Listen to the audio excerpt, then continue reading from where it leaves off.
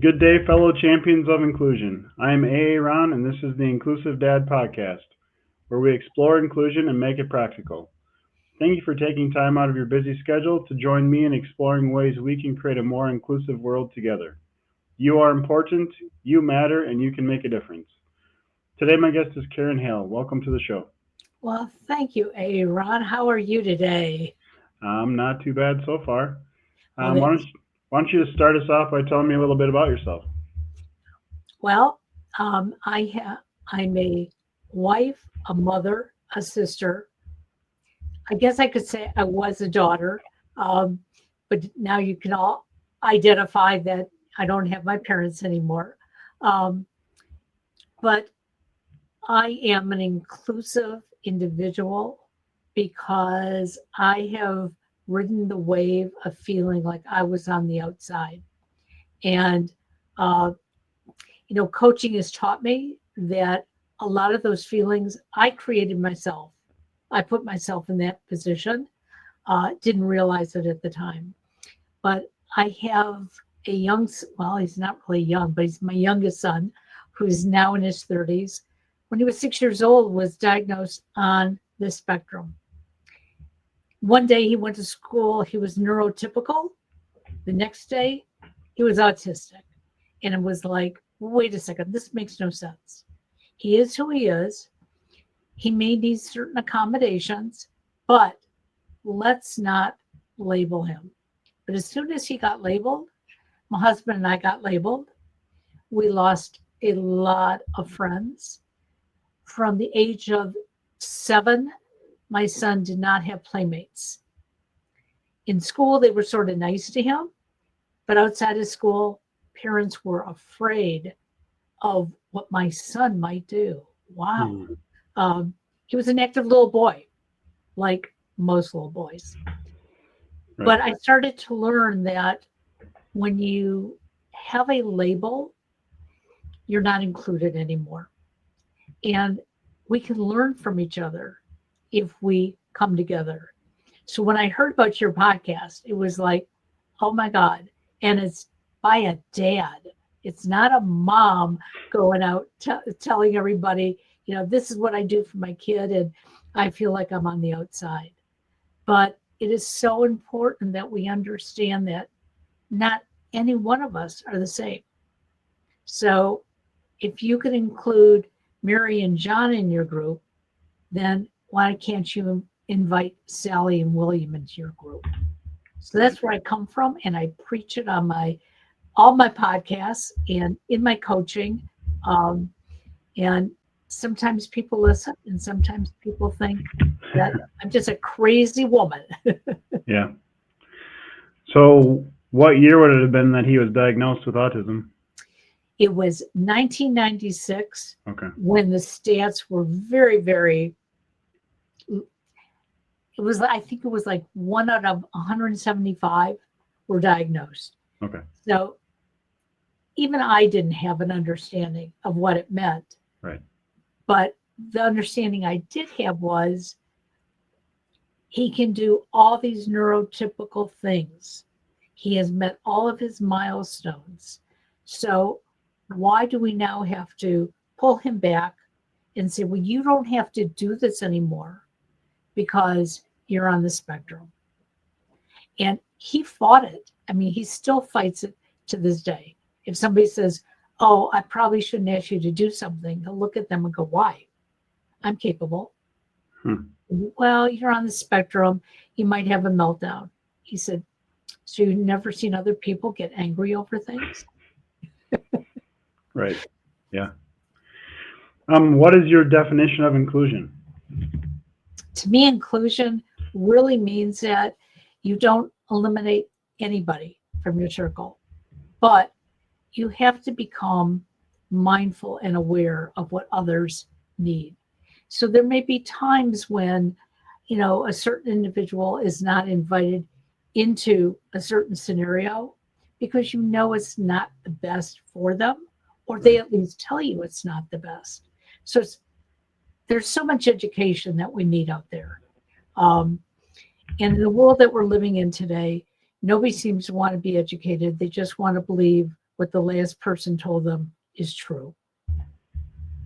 Yeah, I like that.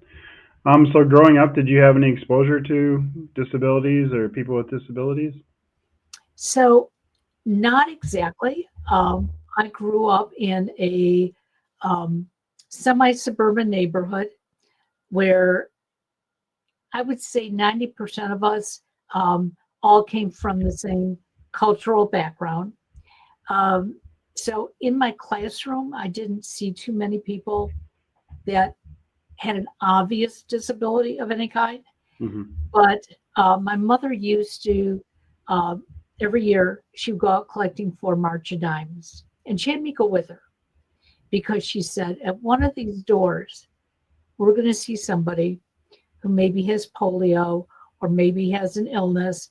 And I want you to see that not everybody looks like you and me. And that first year, she purposely took me to somebody's house, and their daughter um, had suffered from polio, but she was walking with braces and happy as could be. And Hmm. but I didn't understand it. And my mother took me home and explained to me, "Did that upset you?" And I said, "No," because she explained to me that up until last year she couldn't walk. I was so excited that she was walking around. My Hmm. mother said, "What did you think of the braces?" Now I think I probably was 8 or 9 years old. And I looked at her and I said, "What braces?" Did not see them. And my mother just patted me on the back and said, "Keep looking that way." Hmm. And, it was the influence at home. Um, and I think sometimes we shy away from people who may be in a wheelchair, who may look like they're mentally unstable. But I think it's important to try to understand what they're going through. And it's not easy, but podcasts like yours that can help educate us are Right. extremely important because too many of us want to put our heads in the sand and say they can go their way, I'll go mine. Yeah. Yeah, for me, I don't remember any mention of the word disability, any seeing anybody in a wheelchair, any of that stuff. So I was born in 1977. When I was in school, I don't remember the word special ed being used. I mean, autism, I don't think was even probably talked about or mentioned when I was in school. So my daughter was born in 2002, kind of opened that whole world up to me. So yeah, kind of interesting to me, like people's exposure to disability growing up. But what you said about you didn't notice the braces, I mean, it's interesting. I feel like kids are more open to it. I mean, my daughter uses a power chair, so sometimes little kids will come up and start crawling on there, ask questions. The parents are like, don't ask questions. It's like, no, ask questions. I want you. They're It's good. curious. Let's let us answer the questions so we can give them good information that's true and not they're making assumptions. So that's interesting. Kids like I think adults sometimes we make it more complicated than we need to. Like kids are just they're a kid. Let's play with them. Let's have fun. Adults we start questioning ourselves or making it more complicated sometimes. Well, and one of the things that we did with my son, and I have to thank his school psychologist for it, she wanted him to show his classmates that he was just like them, Okay. but he knew where he was a little bit different. So every year within the first week of school, he would stand up in front of his classmates and he would say, "I'm on the autism spectrum, but this is what it does to me." And he explained Right. almost in detail from the age of 7 or 8, you know, that, you know, if you try to pick on me, I get sad very easily. Right. So, if you're teasing me, you need to actually come out and say, "I'm teasing you," and then do it. Otherwise, yes, I may have a meltdown. He said, because my brain doesn't always receive the messages correctly. And Yeah. he did this all the way through high school. So he had a very small core of people who believed in him, understood him, and supported him. But then he had a huge amount of people in the school who did not, including teachers. And he had one teacher in particular who would constantly just dig into him. And I ended up going into school saying, "What's going on?" And the teacher said, "I just want him to get a strong backbone." I said, "But you're making it tough for him. You're Right. hitting his buttons." And she goes, "Well, somebody's got to do it." And, that's not true. You Right. know, I used to be a crier growing up. You could walk in the room, and if you weren't smiling, Aaron, I'd say, "Oh, Aaron's mad at me," and the tears would flow. Right. I don't know why I did that, but Yeah. I had to learn and gain the tools. And by explaining it to others, especially my dad, when he'd come home from work, if he wasn't smiling, I thought he was mad at me. Right. And finally, when I told him that, he would put a smile on his face when he walked in the door, just not to have an unhappy child. Yeah. Yeah. I mean, that makes a lot of sense. And I think, like you're saying, we need to talk about stuff because also growing up, my family did not talk about things. So, you had these feelings and we didn't discuss it. So do you just keep bearing it? And I mean, you can probably figure out what happens if you bury stuff long enough. It's going to come out sometime, and it's not usually in a healthy way. So, I mean, we need to talk about things for sure. And yeah, that's frustrating. Yeah, when teachers are acting like that, you just need to toughen up. And the things about all the kids need to act and be the same to be quote unquote normal. I mean, that's also very toxic. I mean, everybody's different. We all know that. So let's just, if Tommy, acts this way, it's not the same as Bobby. I mean, they're both still kids. They're both human. Let's, help them out in the way they need to be helped and stuff. So, Well, I know one of the best things that my husband and I did for our son, and we didn't realize it at the time. And so, um, in some of my group discussions, I share this with parents is that we didn't look at him as being autistic. We looked at him needing special things. So, for instance, he fell in love with the game of baseball when he was 2 years old. He would sit and watch games with my husband, and he would start to tell him what pitch was going to go over the plate, which was going to go before it happened. hmm, And he just had an eye for it. So we knew he loved baseball. So we tried getting him into t-ball and baseball. T-ball, they were good with him. But when it yep, came to playing baseball, he wanted to play like the major leaguers. He saw that if a ball didn't go over the plate, you don't have to go for it. hmm, And he was told, you have to try.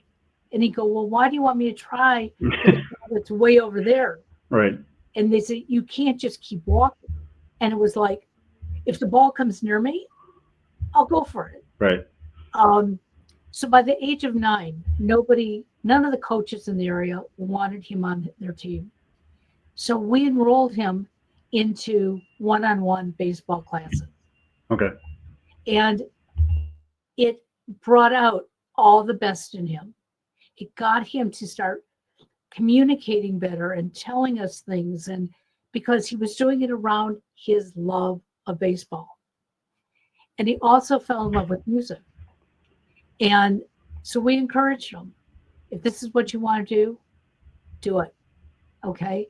And so it wasn't cheap paying for baseball lessons, I'll tell you that, but this was the best therapy he ever had. And they were the best one-on-ones with us afterwards because he'd tell us right, about the pitches and the hitting.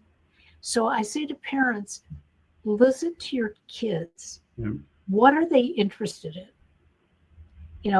If they like to draw, find a way to take their drawing into other subjects. Okay. My son hated to draw, but he would come home and design on the computer pictures. And his teachers wouldn't accept that. We said, draw something. I said, you're looking for something creative, right? yep, He created this. And we'd be like, no. well, I don't use a pen anymore. I do Yep. everything on my computer. Hmm. So why is it that my writing isn't as good as somebody else's Yeah. who uses a pen?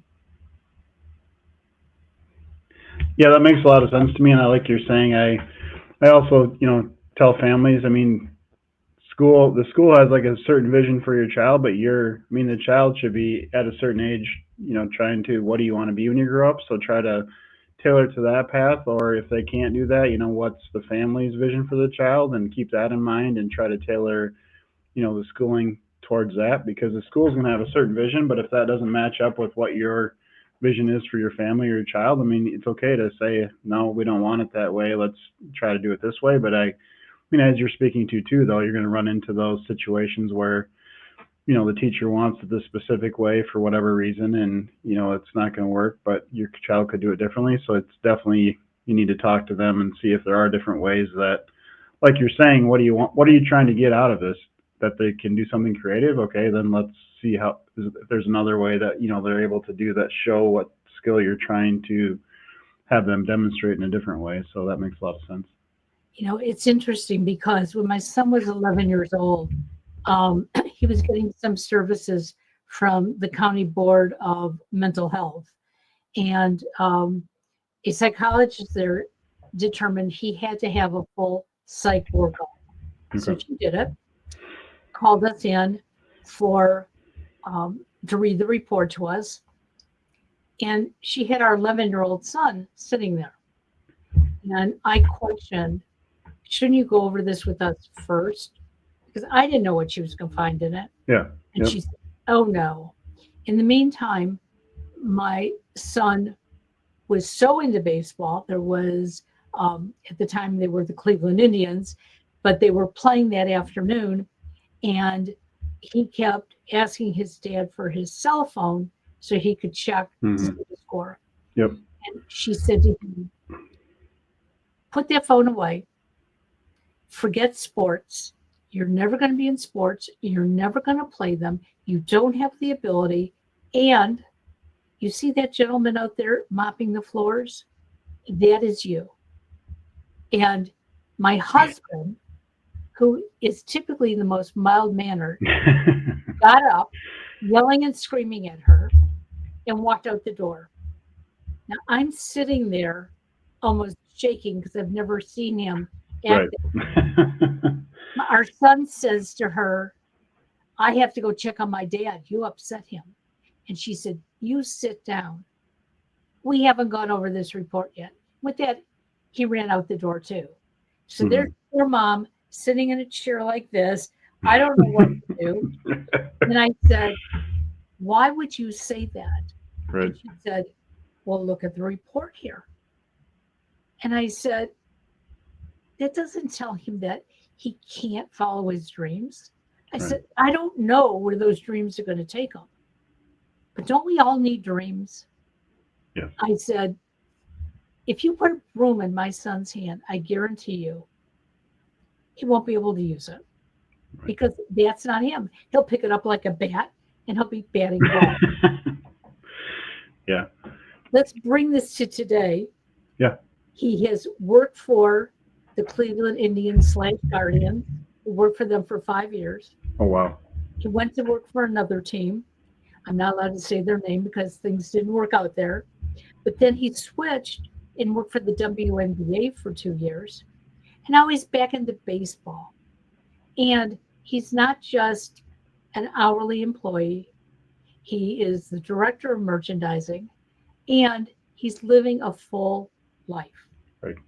And it's because he refused to give up his dream. Yep. And his dad and I sat back and said, keep going, keep Mhm. going, do what you want to do. I mean, if he would have ended up saying to us one day, I'm just going to be, and I shouldn't say just, I'm going to be a little league coach here in the city, and maybe I'll make $10,000 a year doing it. Yep. You know what? If that would have made him happy and content, I'd be grateful. But he followed his dream. And that's because we didn't hold him back either. Mhm. So what do you think what or What do you think was in you and your husband's past that kind of allowed you to have that outlook for your son, or like kept when the experts were saying he couldn't do this, that you guys were saying let's let him keep following his dreams? So my husband grew up in a family where um, you couldn't do wrong unless it was really, really bad. And then if you did something really, really bad, as long as you came and told mom and dad, the consequences would be much less. Yep. And so he grew up in a lot of freedom, but with a lot of respect.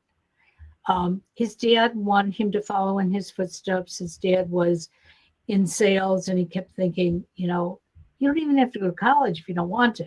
And my Right. husband said Yep. no. So my husband followed his dreams. Um, I grew up in a house that was a little stricter than that. But when I told my parents I was not going to go to college to get a teaching degree, even though they were very disappointed in me, I went and I got my degree in communications.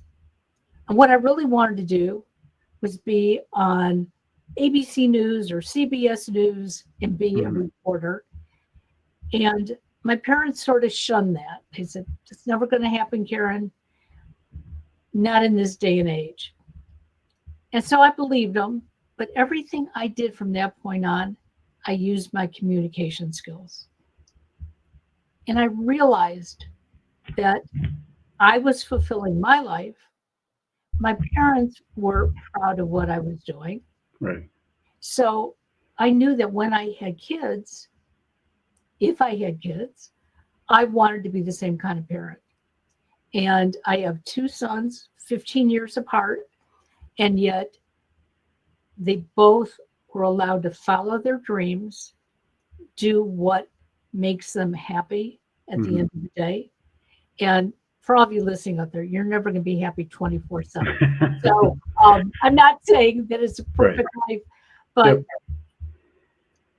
it has made me feel like I've done the right things.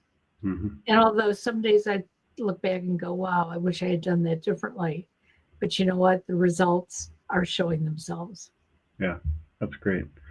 What does it mean to you to be a special needs mom and wife? So, and it's interesting because my husband was diagnosed on the spectrum in his 50s. Okay. So we all sort of celebrated because my mother in law always used to say, Richard marches to the beat of a different drummer. Okay. But in so many ways, he is neurotypical. Yep. And so I didn't see, I saw some oddities, but I have oddities. So that didn't turn me off to getting to know him and falling in love with him. Yep. But once he was diagnosed, it put a little bit of stress on me because now I started to see where his buttons got pushed. And Hmm. I had to start changing my behaviors because it wasn't fair to him that, I might say something or do something. And one of the things that I do, we share an office. My side is fairly neat. His is Okay. piled with papers. And about once a month or so, I'd go in and I'd put everything nice and neat on his desk. Right. And he just goes ballistic. He can't find it. And so I've had to sort of learn that, don't look at this Yep. side of the office. Yeah. Why did you choose coaching? So I'm doing life coaching, but specifically for moms and or parents who have children with special needs, whatever Okay. those needs are. Um, because too often as parents, we get left behind. Right. Um, People look at our kids and, maybe they don't want them to come over for a barbecue, but then you go to the barbecue without your kids and everybody else's kids are there. Yep. It's not a fair thing. Um, I also don't want special needs parents to think that their only friends and allies are other special needs parents because like your show says, we need to be inclusive. We need to see how other people are living their lives, Yep. raising their children. I mean, I've learned from so many people that there were things that other special needs parents did I wasn't going to do for my son. And yet I was being told by the authorities, well, see how this works for the Smith family? Hmm. Well, you should all do this. No, it's like you said, we're all different. Yep. We all have to find our own toolbox. Yeah, that's great. How do you think we can use empathy to be more inclusive? If we're empathetic, we're not going to be judgmental. And um, boy, this is a hard one. My son in preschool had this one kid who bullied him.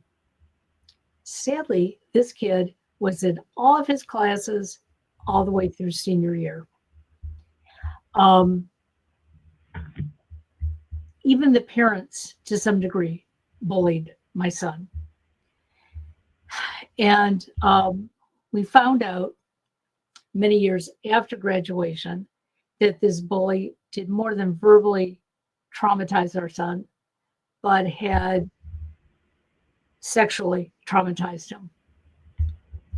And instead of people trying to understand what my son had gone through, and even maybe why this other young boy did what he did, Hmm.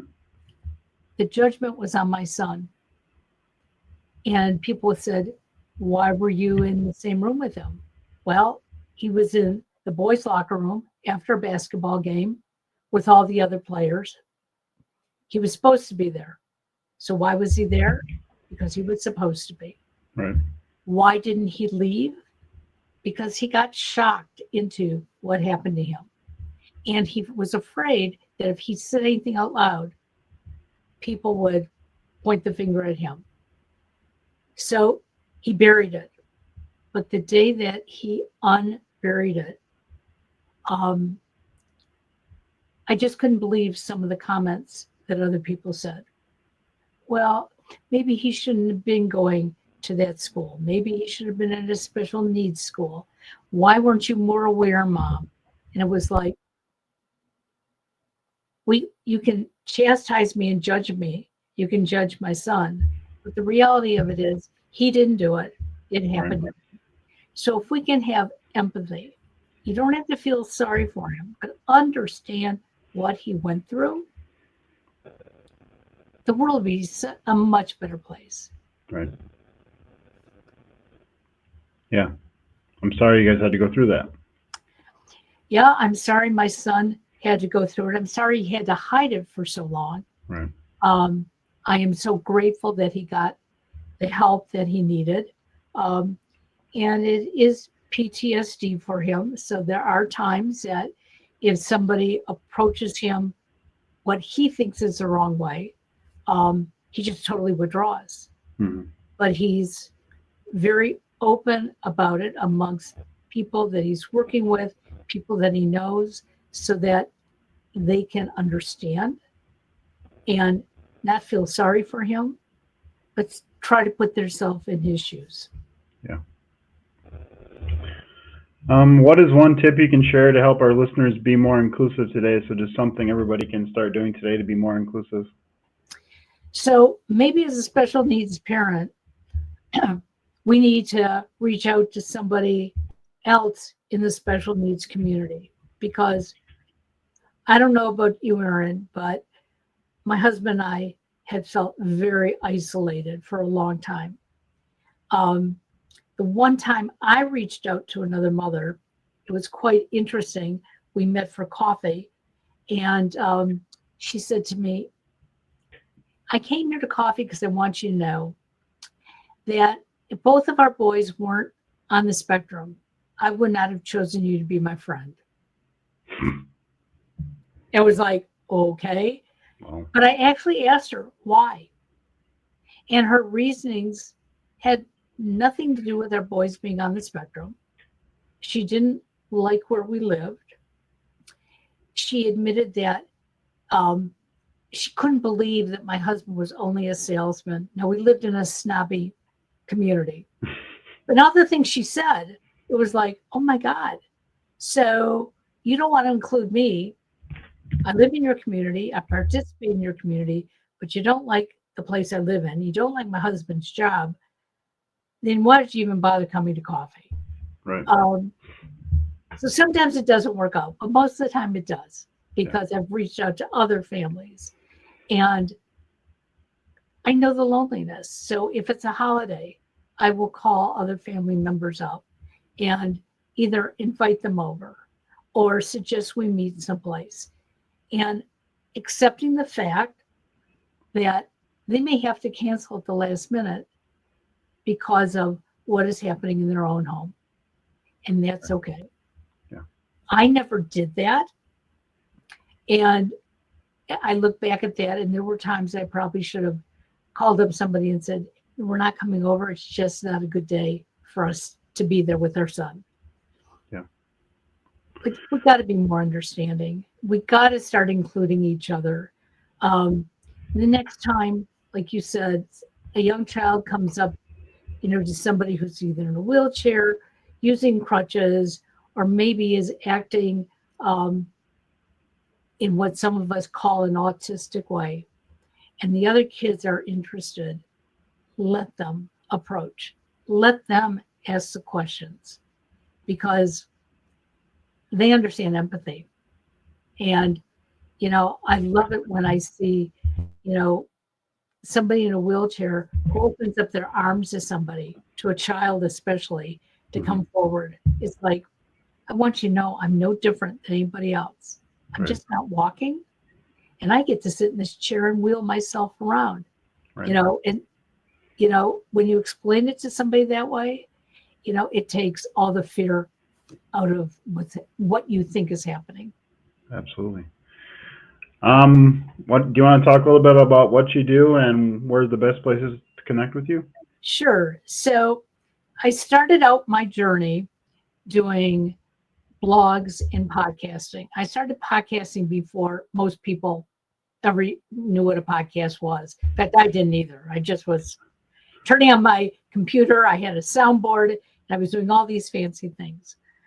But I decided in my podcasting, I wanted to talk about the journey of life.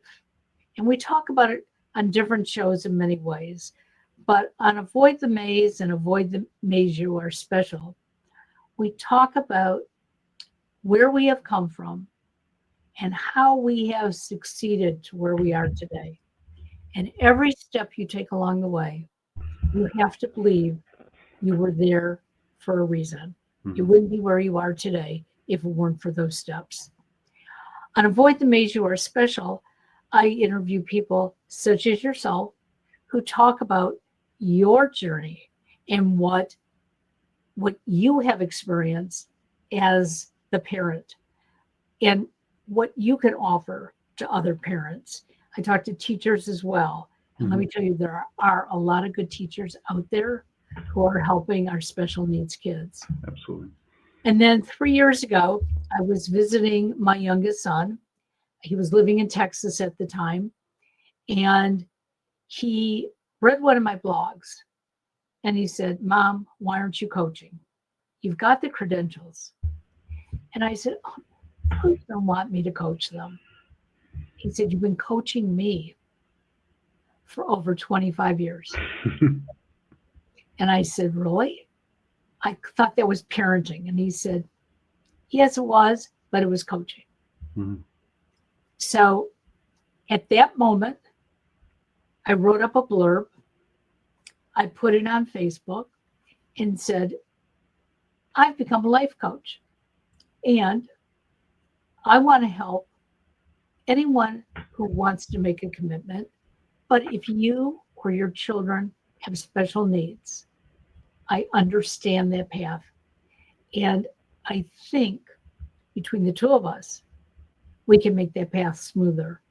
And if I had had somebody back in the 90s who would have stood behind me and supported me, I think things would have been easier. I'm not going to say different, it's just going to be easier. Right. They can find me at newclevelandradio.net. That is our website. When you go out there, our blogs are on there. There's information on coaching. There's information on all of our podcasts. I produce numerous podcasts in addition to Avoid the Maze. I'm on all kinds of social media as newclevelandradio.net, or you can get me at kh.yesican1@gmail.com. Okay. And I'd be happy to talk to anyone who wants to make a commitment to get their life back in order. I am so glad that each day I wake up thinking, what is one more positive thing I can do today? Yeah. And I have to tell you, Aaron, last night I went to bed. I knew that we were doing this morning. This morning, I overslept a little bit, which is very strange for me. And I came up here to the computer to do some work. And all of a sudden I looked. It was 10 o'clock. Oh my God, I got to get ready. And it was like 9:20. And if anybody who knows me, I need an hour to get ready. I got ready. I'm here. And it's just been a glorious conversation. Yeah. I've really enjoyed it. You ready for the last question? Sure, go right ahead. Do you like Spam lunch meat, yes or no? Never had it. Never had it. That's okay. Yeah, I asked that because, like I said before, I live in Austin, Minnesota, where they make Spam and where the Spam Museum's located. So I've been asking all my guests. I love that. So yeah, it's interesting to hear the answers. It's usually a strong yes, a strong no, or I haven't had it. There's not usually much other answers. So let me just ask you a question. What is in that? I know it's chopped ham, right? I mean, it's basically, well, I think the ingredients are, well, where's the ingredients? I think it's pretty much just ham and some other things. Pork with ham, salt, water, modified potato starch, sugar, sodium nitrate is what it lists. All those wonderful things. Well, hey, it's from Minnesota. Yep. And as I told Aaron, I went to high school in Minnesota for 4 years. So go Gophers. There you go. All right. Thank you so much for being on the show today. Thank you. Have a great day. Bye-bye now.